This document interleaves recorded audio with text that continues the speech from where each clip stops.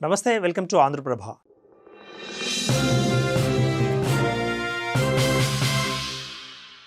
ఆంధ్రప్రదేశ్లో కూటమి ప్రభుత్వం అమలు చేస్తున్న ఆటో డ్రైవర్ల సేవలో పథకంపై ఏపీ కాంగ్రెస్ అధ్యక్షురాలు వైఎస్ షర్మిల తీవ్రస్థాయిలో విమర్శలు గుప్పించారు. ఎన్నికల ముందు ఇచ్చిన హామీలకు ప్రస్తుతం అమలు చేస్తున్న వాటికి పొంతన లేదని ఆమె అన్నారు. ఇది డ్రైవర్లను ఘోరంగా మోసం చేయడమేనని ఆమె ఆరోపించారు. రాష్ట్రంలోని డ్రైవర్ సోదరులకు మసిపూసి మారేడికాయ చేశారని మండిపడ్డారు. ఇక ఆటో డ్రైవర్లను మోసగించడంలో గత వైసీపీ ప్రభుత్వానికి నేటి కూటమి ప్రభుత్వానికి పెద్దగా తేడా లేదని అన్నారు.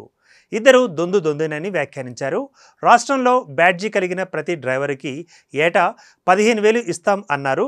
గత వైసీపీ ప్రభుత్వం ఓనర్ కమ్ డ్రైవర్ క్రింద 2.60 లక్షల మందికి మాత్రమే వాహన మిత్ర ఇచ్చిందని నాడు మీరు ఎద్దేవా చేసినట్లుగా గుర్తు చేశారు.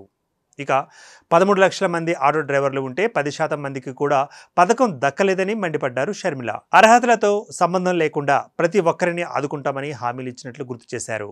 అన్ని మాటలు చెప్పి 15,000 పథకాన్ని కేవలం 2.90 లక్షల మందికి ఎలా ఇచ్చారని ప్రశ్నించారు. రాష్ట్రంలో బ్యాడ్జీ కలిగిన డ్రైవర్ల సంఖ్య ఆర్టీఐ లెక్కల ప్రకారం సుమారు 15 లక్షలు అని ఆమె అన్నారు. పోనీ మీ లెక్కల ప్రకారం 13 లక్షల మంది బ్యాడ్జీ కలిగిన వారికి కాకుండా మీరు కూడా 10% మందికే ఎలా ఇచ్చారని ఆమె ప్రశ్నించారు. మీరు సైతం ఓనర్ కమ్ డ్రైవర్ విధానాన్ని ఎందుకు ఎంచుకున్నారు?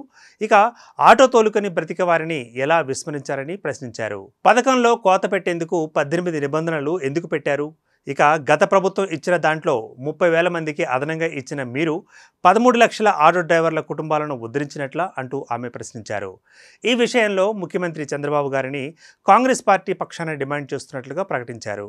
ఇక ఎన్నికలలో ఇచ్చిన హామీ మేరకు 13 లక్షల మంది డ్రైవర్లకు పథకాన్ని వర్తింపచేయండి అంటూ ఆమె పిలుపునిచ్చారు. అందరికీ 15,000 చొప్పున అకౌంటెంట్లో వేయండి. టాక్సీ డ్రైవర్లకు అదేవిధంగా హెవీ వెహికల్ లైసెన్స్ కలిగిన ప్రతి ఒక్క డ్రైవర్కు కూడా 15,000 ఇవ్వండి.